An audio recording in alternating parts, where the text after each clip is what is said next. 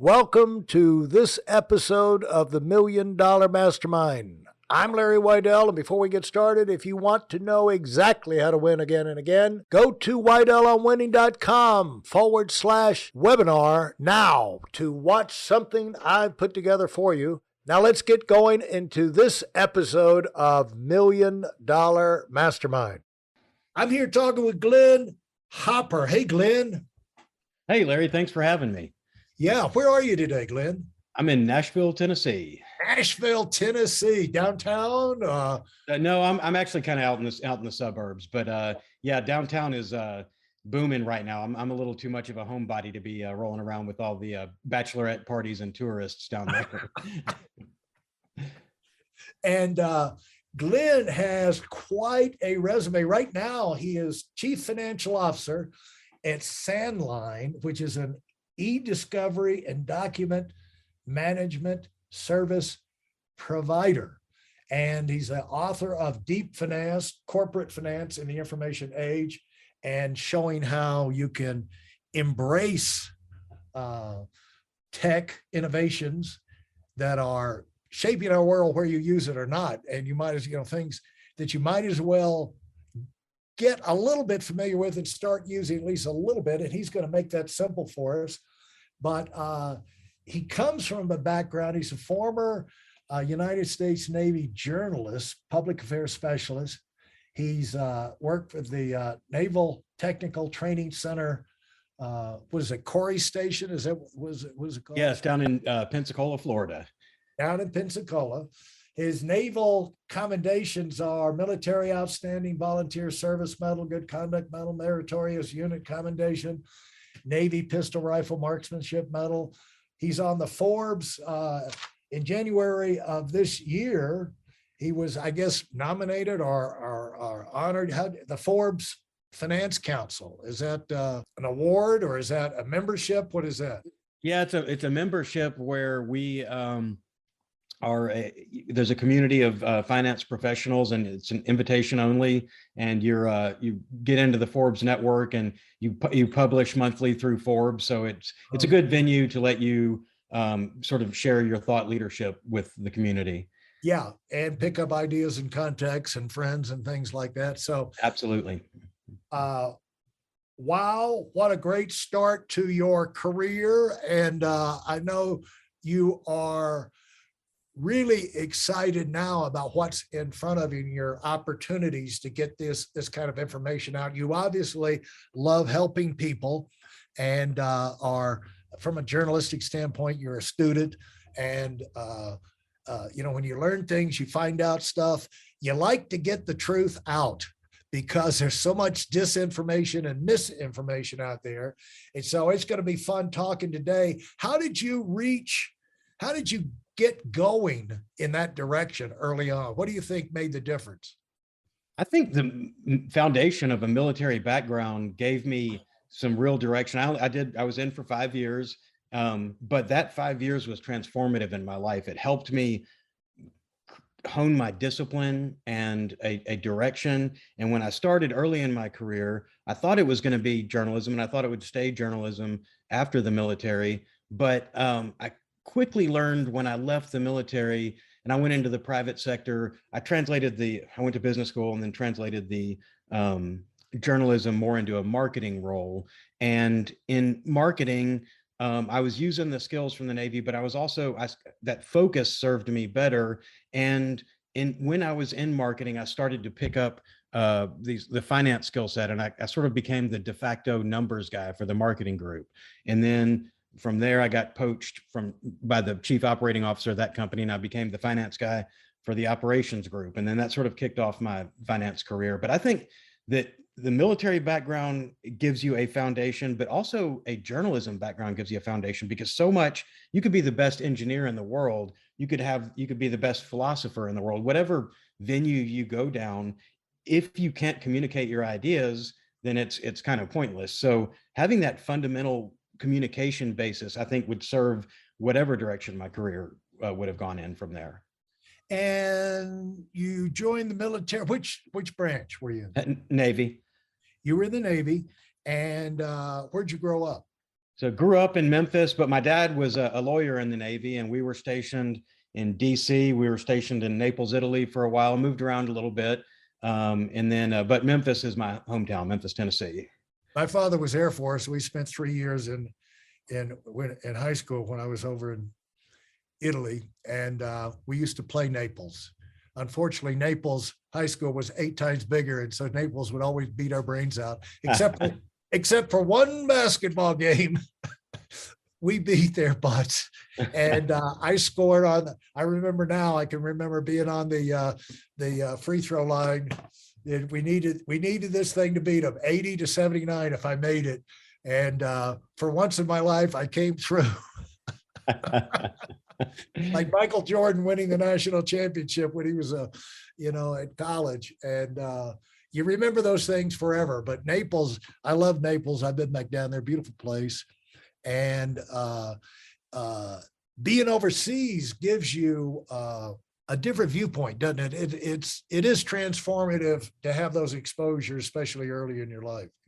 It really is. And you take it for granted. I think you reach a certain age and you start to look back and you look at the things that made you who you are. And I compare my experience with moving around a fair amount, even in my adult life, and looking at people who've sort of stayed in their same zip code their whole life and just, didn't get exposure. Of course, you can take trips, but really being immersed in different cultures and getting to different parts of the country and different parts of the world really can shape who you are. And it makes you more tolerant and more understanding of the sort of global community. It's been it definitely shapes who you are.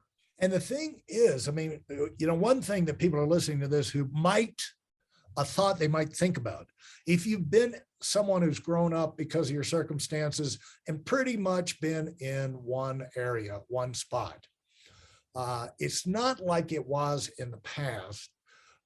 You got the internet, you got, the cable TV, you got the whole world coming to you all the time. Plus you got all the documentaries and, you're studying the animals and all these trips, but it's not like being there. And it's not like being with the people in those, it's a totally different experience when you're there. It's like going to the Super Bowl live rather than watching it on television. More convenient on TV, but it's mind-blowingly different experience to be there in person. And so one thing people who are listening to this might think about, if they're saying, I want to get myself revved up, I want to be fresh, I want to get inspired, I want to get fresh, this, that, and the other. It's not a waste of time to travel. You might say, I don't want to spend the time traveling, hotels cost a fortune. And you got, we've had the restrictions on with the virus and all that, but the deal is it's worth it. And it's not, no matter how much crime you hear, unless it's the middle of the Ukraine, if you hear about crime and all these things, don't let it keep you from going there. Even New York City, and, you're probably not going to be the guy hatcheted on the sidewalk or whatever, you know what I'm saying, or pushed in with a subway in there. Those things happen 1 out of a zillion times and they're publicized. Don't let fear of things you hear about these areas keep you from getting out and seeing it with your own 2 eyes. And also with your kids, one of the great things you can do for your kids is get them out and let them travel. Just travel, go somewhere, do something, it's like going, what kind of schedule I need to have in the gym to work out? Just get your butt in the gym, find something and lift it and move it and take how many reps? Well, just do some, and then, and so it's just like, get yourself moving, because there's one thing I found, Glenn, I've always told people this, if you want to move your business, move your body. If you want to move up in life, move yourself around, go to different meetings that you haven't been to, go to trade fairs or association, go to other towns, get different experiences, stir your butt up and create some, plow some new territory in your mind, where some of these number one, you can meet people that you wouldn't meet locally, but you can also create different cracks in your what you thought was always the case, and then go out and find somebody who's totally totally different. And so that happens to a lot of us who grew up with military families. And like you say, you do take it for granted. Larry, I couldn't agree more. And, you talk about moving as in moving around the world, but also moving as in exercising. And there are two things that have served me well through my whole life. And both of them, I think, contribute to brain plasticity and being able to stay sharp and being able to stay focused and have that edge. And the two things are, one, I'm a lifelong learner. I've got 2 master's degrees. I've done all kinds of certification programs. I'm always learning something new. And I think that really helps to shape how you think and to be sure that you're up on the latest technology, the latest trends, what changes, because it was 20 something years ago that I got my MBA. So had I not gone back to school after that, I would have forgotten 90 something % of it. And the other part, so that's exercising your brain, but also I think you have to exercise your body. And I'm a triathlete, a runner, and a cyclist, and was a weightlifter for years. I've kind of backed off that because I'm trying to get faster on the triathlons. I've had kind of a tough run. I had a couple of Achilles surgeries, dislocated my shoulder dislocated my shoulder doing an obstacle course race a couple of years ago. So I'll never be as strong as I was. And I don't know if I may be retired from obstacle races, but I just did a marathon in December, and I did a half Ironman back in October, and I'm the plan is right now to do a full Ironman this year. We'll see how that goes, but it's hard to find the time, but it contributes so much to the rest of your life. So it may sound like, wow, that's a lot of hours to commit to exercising every week, but that time is not wasted. You're on long bike rides. I might be working out a problem for work or a strategy issue or whatever. And then also just the sort of the endorphins and the chemical balance and everything that it gives. I think that both of those have served me well. Hey, listen, there's a lot of information online, but there aren't a lot of people who've actually done something. In my case, I've actually built a successful business that's accrued over $5 billion in assets under management and has done well even during trying times. Now, if you want to know exactly how I've done this, go to whitelmwinning.com/webinar now. I've compressed a decade of learning into 5 short weeks just for those of you who want to give yourself an incredible advantage and are tired of waiting and watching others move up. And so basically what you're saying is you found that it's smart to push yourself. Absolutely. Push yourself. And that's what, we're trying to get people. It's like, don't just settle for where you are and this, that, and the other. And it's amazing how many people find a way to get another degree studying at night and this, that, and the other. And now for me, as somebody who despised formal education, I got my Georgia Tech Bachelor of Science, and then waved goodbye in the rearview mirror. And I did not have the kind of experience, at that time, Georgia Tech didn't have professors that inspired you to want to come back and keep learning, and it was more like you ran a gauntlet. And I think there's a lot of people out there that have that attitude and have that experience that I had. However, had I had like 1 or 2 professors that got me intrigued about some other subjects and had got me thinking while I was there about going on and pursuing that later, I might have gone back and gotten another degree. There was times where, you could fit it in, you can do other stuff, but I got my inspiration by doing other sport. I got started skiing. We started going to Colorado skiing, and you meet people, and it's amazing how many people you can meet on the lift in conversations you can have in the gondola, things like that.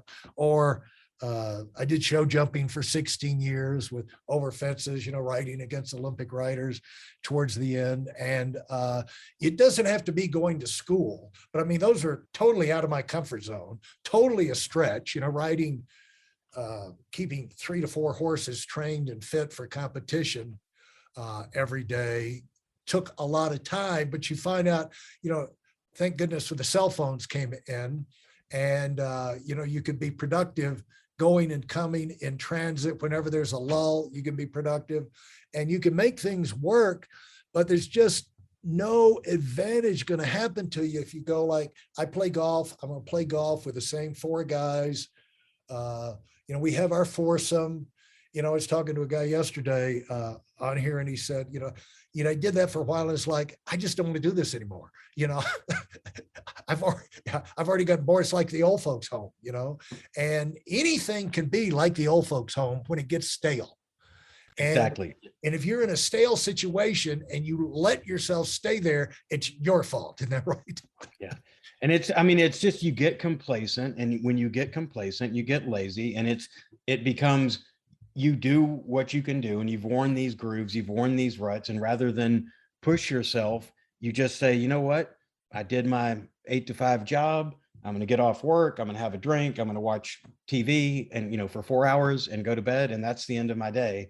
And that's really, that's the enemy of success to me, is when you're just in that, you're just satisfied with where you are and you're just coasting.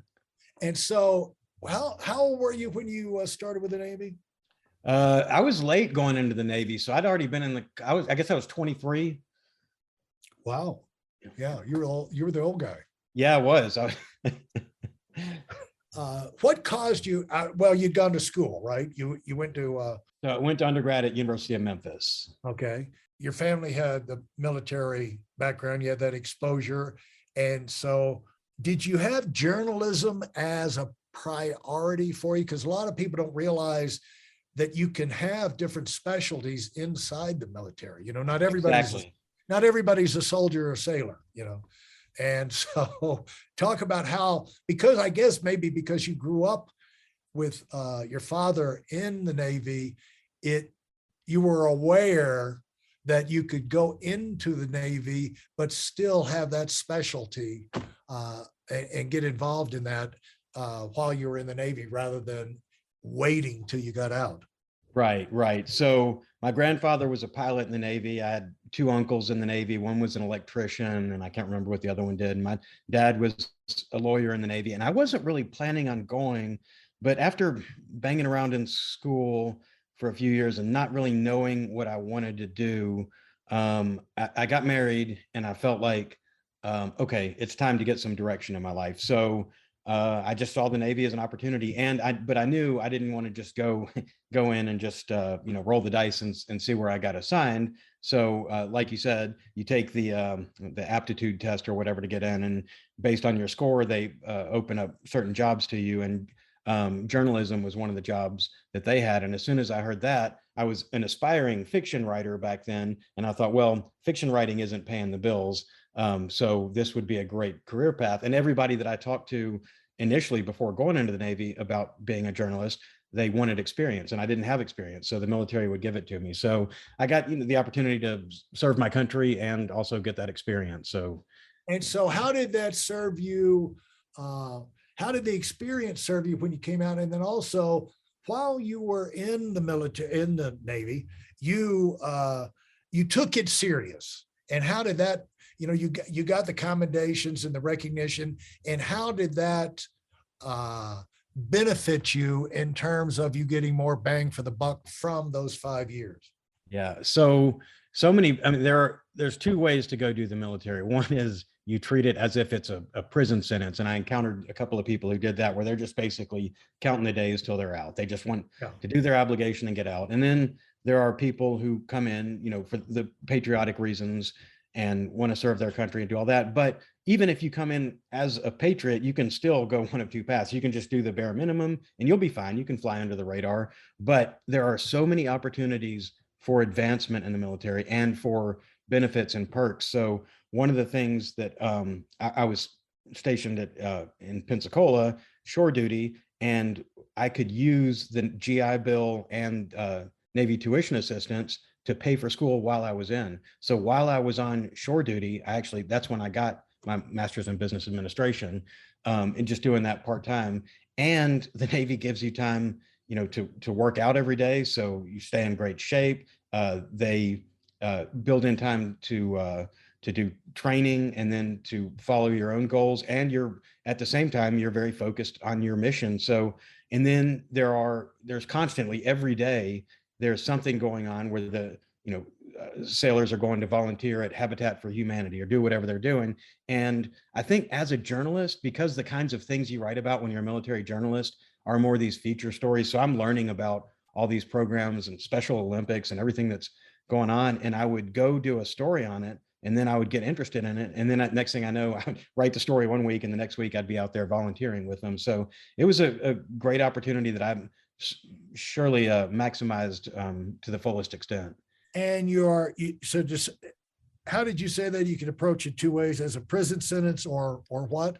Or to look to kind of milk everything you can out of it, to explore, find the benefits that are available to you and focus on those and find ways to move up. And those are people who get promoted more quickly. They have opportunity for more commendations, and they get the attention of their superiors. So they get, better duty assignments, and there's just or you can just fly under the radar and just take whatever they hand you. So. And wouldn't you say that also would apply two ways you could approach going to college? Very much so, yeah. When I was so my undergrad, I was on the 7-year plan. And I think there's a quote from a David Spade and Chris Farley movie where Chris Farley says, I went to school for 7 years, and David Spade said, yeah, a lot of people go to school for 7 years. They're called doctors. So it was just 7 years for me to get my undergrad, but I ended up with I don't know, 180 credits or something, because I was in school for so long and changed majors so much. So even that, I look back and I think, well, I didn't, I was, at first I was sort of coasting through, not knowing what I was doing. And I sort of picked up some experiences, but when I got focused, it was time to bring it down. But yes, very much so. When I first started, I was not, 18 years old. I wasn't paying attention. And it's also the way when you get out and you get your first job, you tend to, when you get in these things and you're young and inexperienced, not to realize this is a temporary period of my life and it's not going to last forever. And there's no advantage for me. I always thought at the time, and they may do it now, but they didn't do it when I went to school. It's like, you need to start thinking about your grades for college when you're in junior high school, before you show up as a ninth grader, because if you start waiting till you're a junior, you already got 2 years of grades to try and average up, So if you really want to do well, someone needs to be, hopefully there'll be some junior high kids listening to this, but you're preparing your resume as you kind of come up the ladder, and the earlier you could start thinking about doing things that will give you an advantage rather than just getting through it. And what I see for you, what you did, Glenn, you did things. I mean, there's no miraculous thing. I was, had this skill with the piano, and I was doing sonatas at age 5. And I mean, you grew up, you went into college, you went in the military, but the way you did it allowed you to have unusually great foundation, preparation, skill, personal discipline for what came later, which is some pretty phenomenal stuff. And we're going to get into that in the next episode. So thanks for sharing so far. Yeah, thanks, Larry. If you enjoyed what you've heard and are dead serious about finding out for yourself exactly how this works in the real world, I've taken the most valuable business lessons I've learned over 40 years and put them into something for you to watch. Go to whiteelementary.com/webinar now in order to move up as fast as possible. I'm Larry Weidel, and I run the $1 Million Mastermind. Go, go, go.